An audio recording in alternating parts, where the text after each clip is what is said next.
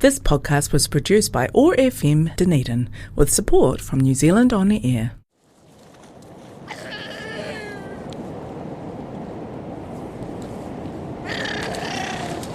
Muehlenbeckia australis has gained a reputation as an invasive vine that is very capable of pulling down a tree.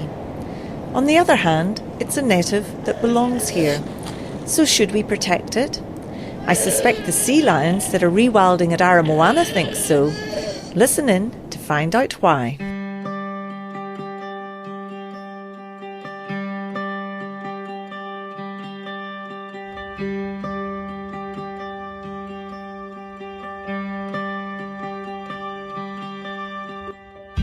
Today's episode of Rewilding in Action is supported by Carries Bay Hotel, a Victorian pub with a reputation for great fresh seafood meals and good hospitality.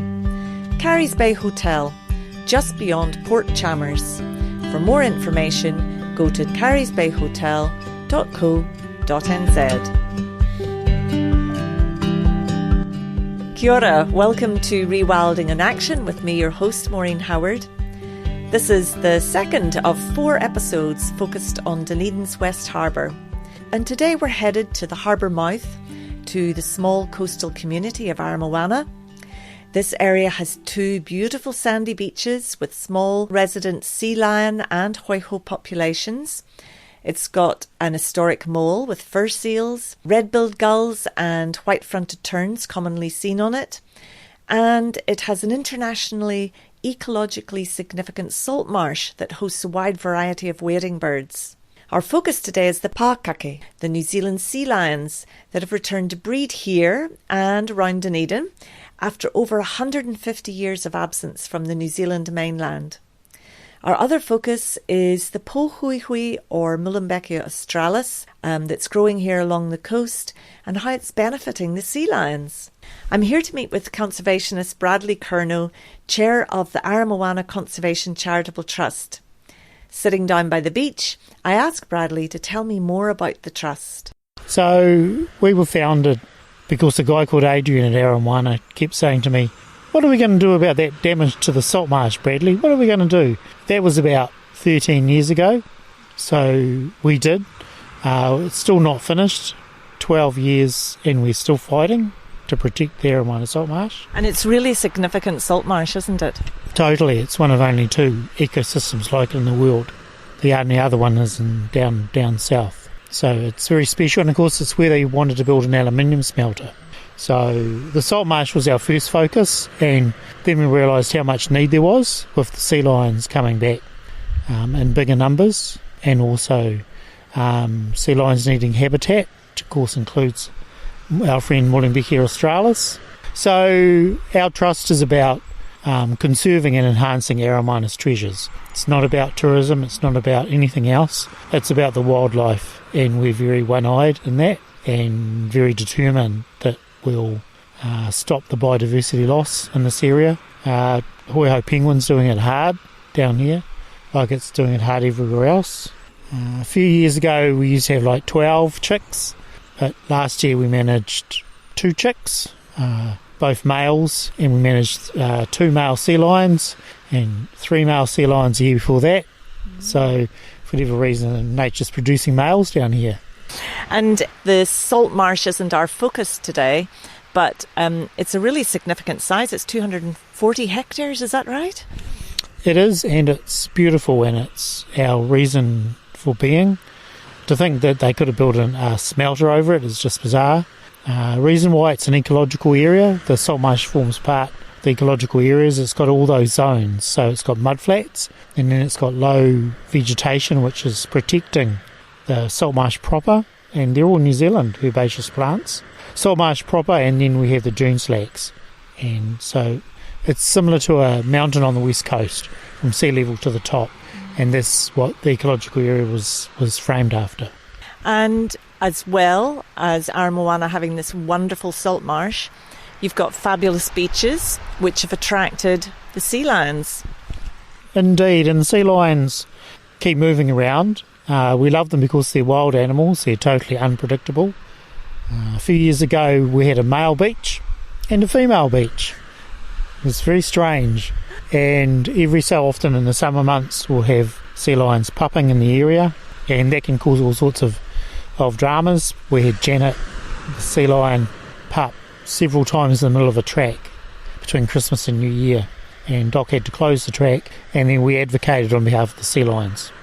And a little bit of the history, it's been over 100 years since this species has been on the mainland. It used to be quite common, didn't it, up and down the coast? It existed on all of this country's beaches, and then Europeans managed to slowly exterminate it from the north to the south, and the sea lions went and hid in the subarctic and Arctic islands as a last refuge. And they're not doing so well down there because it's not optimal when the Otago sea lions are really overweight, and they're doing extremely well because this is where they should live, and very soon, I guess, population numbers will mean that Brighton Beach and Christchurch may be next, and then they'll spread. And I'm really looking forward to seeing them in the Coromandel and Auckland beaches because they'll get there. Auckland Island and Stewart Island animals are both found on the New Zealand mainland in Otago because they swim here and they stay here. And we've got a subpopulation of Aramoana sea lions because it's such a small population derived from mum that I know, for example, that we're sitting very close to where Lena was born. And we'll just say we're talking about Mum, who was the first sea lion, I think it was 1993, wasn't it, who had a pup in Dunedin, and it has started this wonderful return. That's right, and Lena's mum was Honey, who was Mum's pup. So, yeah, that was the first. Yeah, so Lena was named after Lena, who was the Aramoana League treasurer for years and years. And we've tried to keep naming animals after the locals. To keep them on side? I guess so. Yeah. Well, it sounds that you actually develop quite an emotional relationship with these animals. You do indeed, because they form part of the beach in your life. You see them most days, and you get to know who they are. Like Rewilding is born here, and he's often on this beach. He often comes home. May, the sea lion who gave birth this year at Aramoana, was also born at Aramoana too. And I really love saying to the locals, oh, well, that sea lion was born here, because no humans are born here. Right, yes, a true local. Indeed, a true local. And because these sea lions are very large, particularly the males, they get up to a weight, the males can get up to a weight of around 450 kilos, which is pretty sizable. And so we're now starting, in New Zealand to live with big animals. We're not used to it, are we? No. When I first moved here to Aramoana 35 years ago, we used to walk the beaches at night. It was great fun and fall over all the puddles. We still have no street lights, and that's a debate we won. But now you would never dream of going for a walk down the beach without a torch because you might just fall over a massive bull male in the dark. So it's curtailed our night walking. But some of the animals, like Arnie, is the alpha male for this coast, and he's totally ginormous. He's a majestic animal. When he comes out of the water, he's got his own aura. It's stunning. And it's kind of like it's a mark of a change of a relationship between humans and nature. I see it's something that where we have to stop and respect. Well, when the sea lions first started coming back, I remember writing this incredibly ignorant letter to Doc saying what were they doing about the sea lions. As a problem? Yes, totally. I viewed them as a problem, and this community, we viewed it as Doc's problem, Doc's to manage. But of course, once we start dismantling our human lens upon the world and actually seeing and listening and educating ourselves to what's actually happening, the whole world changed. So we started educating people on the beaches how to behave around sea lions. And then the focus changed to how do we deal with them in town when they walk down the road, when they're in people's backyards, when they have pups in town. How do we adjust to that? And my favourite is that if people don't want sea lions in their backyards, then they should just build a fence, because the whole area used to be sea lion territory. This used to be their home, and in their absence, because we tried to exterminate them to the south, while they were away, we moved in and we built Aramoana and we built St Clair and St Kilda. And now the sea lions are coming back to reoccupy their space. And with a species very similar to themselves, sea lions think that they own the world, totally. They're not afraid of us, and we think we own the world.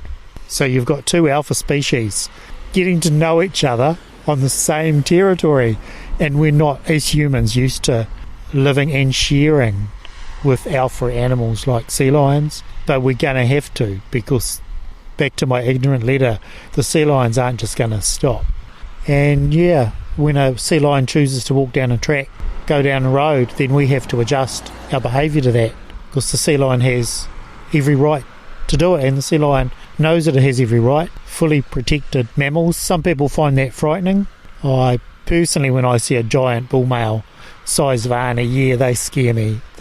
They're just majestic animals. So we've come a long way as a community from that point of ignorance years ago on my part.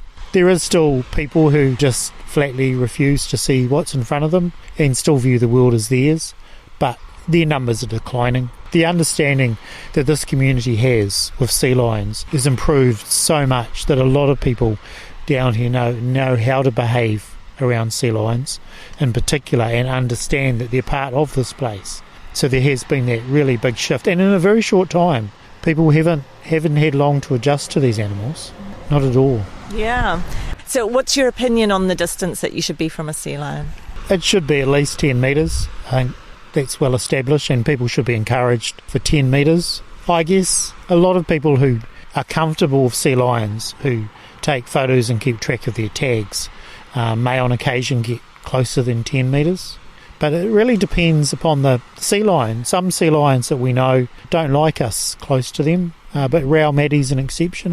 He doesn't seem to mind. He's very chill. When Lulu, the sea lion, will chase you for more than 10 metres. So it's sea lion dependent, but I think as a rule, even those people that are involved with sea lions, we do try to keep 10 metres away, because it's always it's a bad look of us conservationists are getting too close, and sometimes we're pulled up by people who don't share our love. So, but 10 metres general public, that's a very good, I think that's right. Right, yes. Tell me a little bit about how the sea lions use Aramoana. How do they rear their offspring here? So, lots of sea lion activity at Aramoana is just the animals coming ashore for a rest and having some sun and having play fights with each other and socialising with each other. But during the pup season, the mums will seek out a place to have their pups. For example, May, who was born here, she kept coming up and down Parry Street for at least 2 months the year before last, and didn't pup. But this year she spent about a month going up and down Parry Street and pupping very close to a big clump of Muehlenbeckia australis and other plants. We're not sure where exactly she gave birth, but we're pretty confident it was in a DCC reserve beside a road. So after about a week, she needs to go and feed. So she wobbled down the road, off into the ocean and fed, and came back to feed her pup. And within that process, she gradually moved the pup under a clump of Muehlenbeckia australis to hide the pup, because May is a very shy sea lion, and this is her first pup. But she's very careful to hide the pup. A lot of that's from other male sea lions, because that can be a brutal process, and we won't give anyone nightmares of that sort of stuff. But anyway, she chose to have her pup there and to hide her pup in Muehlenbeckia australis, and then she moved her pup down the road, because in January and February some of the other mums from up the coast will come ashore at Aramoana and join their Aramoana mums. This is the big swim to where they're going to concentrate themselves, to the big creche. So these are like North Otago pups. So they had their nursery in the middle of Big Beach for several weeks, and they also utilise the pine trees. So it's that habitat, and Muehlenbeckia australis and that clump is a dominant vegetation of Aramoana. And to find that a mum and pup who have rewilded, if you like, back into this area are using a plant which is rewilding as well. Yes. So the Muehlenbeckia australis, like, people are probably quite familiar with it as a native plant. It's a vine, And when people are doing plantings, sometimes it grows up their plants. So some people have zero tolerance for Muehlenbeckia, and other people have great tolerance because it's a host to a lot of invertebrates. Lizards can live in there. As you say, we've even got the sealions are harbouring their pups under there. So it's not something that we can just put into any one basket. And we really need to look at it on a case-by-case basis. Is that your argument with the Muehlenbeckia? Absolutely. The big clumps that are at Aramoana have been here for at least 35 years and don't bother anyone. We don't go and chase people down the street and entangle them. In fact, we need to learn a lot more about Muehlenbeckia australis, particularly the rare moth that lives only on Muehlenbeckia. The larva only eats Muehlenbeckia australis. So we need to do more research on that. But yeah, we need Muehlenbeckia to exist for that to happen. We also know that yellow-eyed penguins have been known to come ashore and shelter in Muehlenbeckia. That saves them from being eaten by dogs. And of course the sea lions like it as well. So it's a very little understood plant. It's a wild plant. It's a New Zealand native plant. It's not a garden plant, and it's a colonising plant. So along with blackberry and New Zealand spinach, marram grass, poro, they occupy spaces that are disturbed.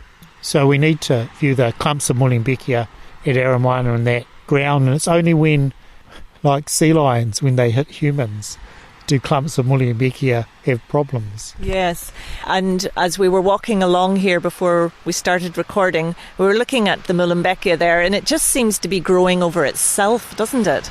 Aramoana has some very old clumps, and this area and the O'Kare Reserve are the two real holdouts for Muehlenbeckia australis. Australis being southern, of course, so this is its home. And there's also a lovely little clematis phaetida that grows in the Muehlenbeckia as well.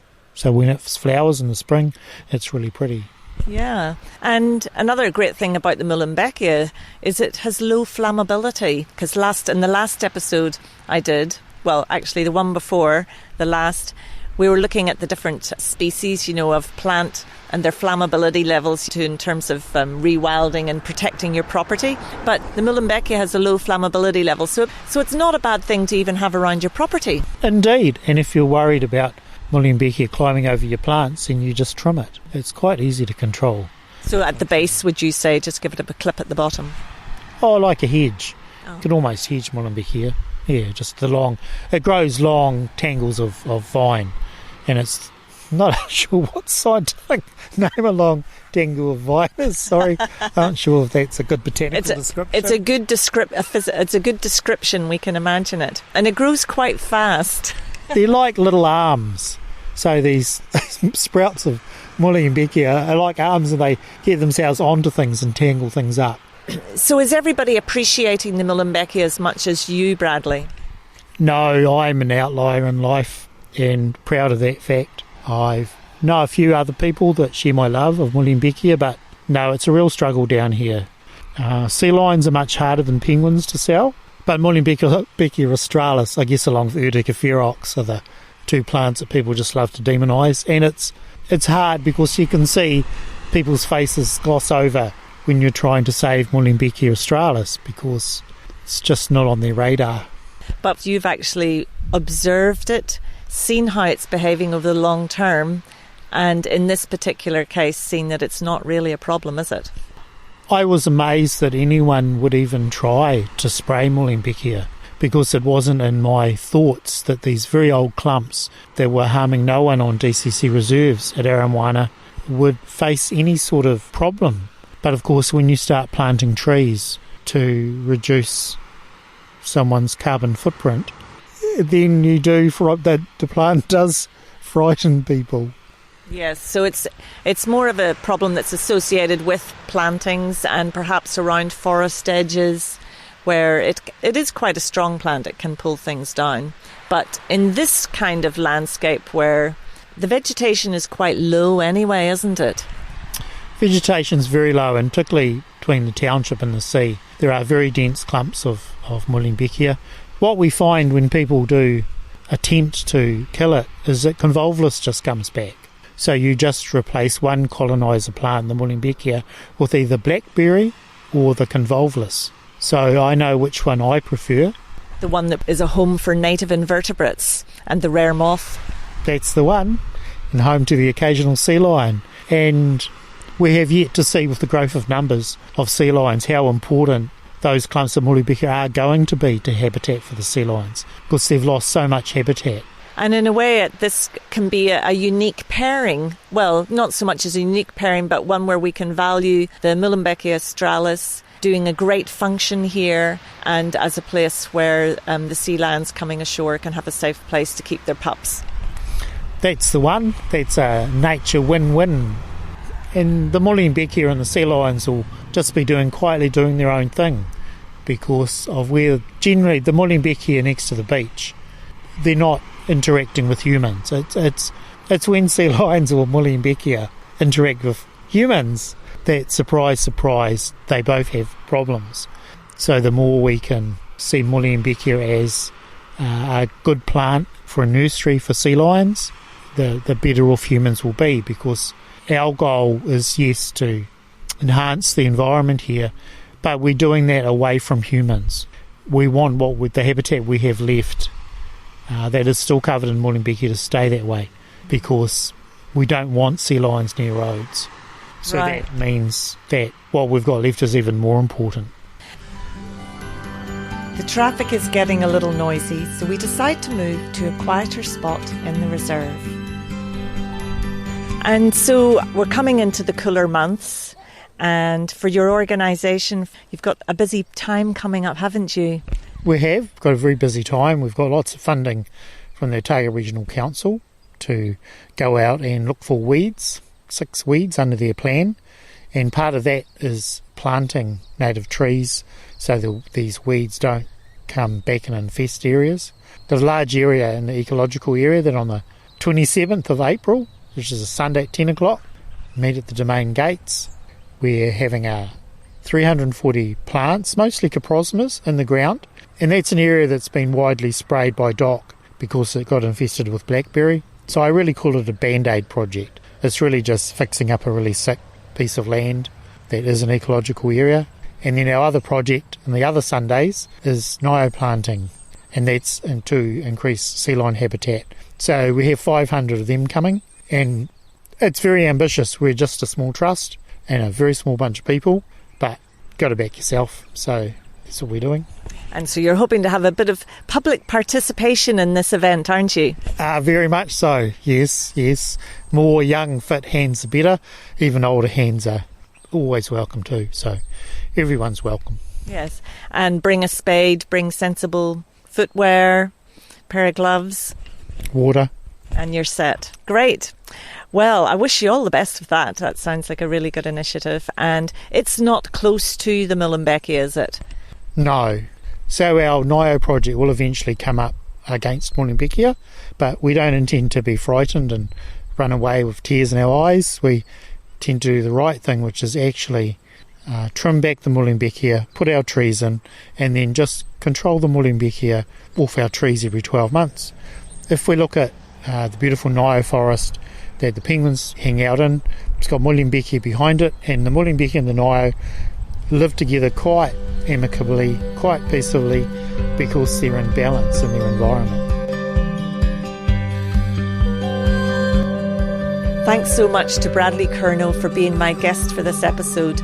Bradley's passion for protecting and enhancing the natural habitat at Aramoana is very inspiring. And for all of you insect lovers listening in, the endemic moth that Bradley talked about is called Pergotus urarana. This rare species has been found in Dunedin, so it's very possible that its larvae could also be feeding on the mature clumps of pohuihui at Aramoana. And it's going to be interesting to see if it's spotted at the next invertebrate bioblitz. I think that this rewilding story is a good reminder that we need to pause, we need to look and see what nature is doing well, and to take a cautious case-by-case approach to managing Muehlenbeckia australis. If you're keen to help with the Aramoana Conservation Charitable Trust's native planting days, they will be continuing each Sunday until June 8th. Meet at 10 a.m. at the Domain gates. Thanks for listening to Rewilding in Action. I'm Maureen Howard, and if you've enjoyed this episode, please remember to like it and to share it. In my next episode, I'm chatting with Associate Professor Michelle Knapp, who studies how human behaviour shapes biodiversity.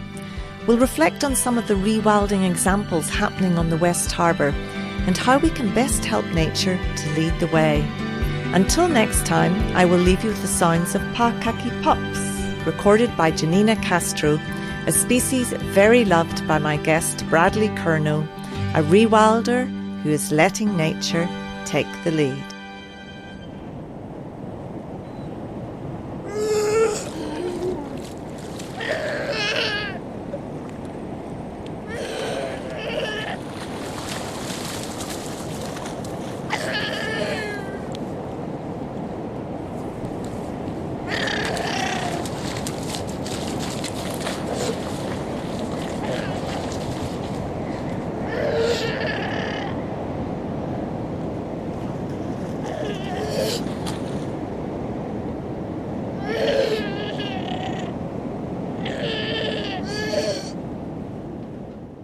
This podcast was produced by OAR FM Dunedin with support from New Zealand On the Air.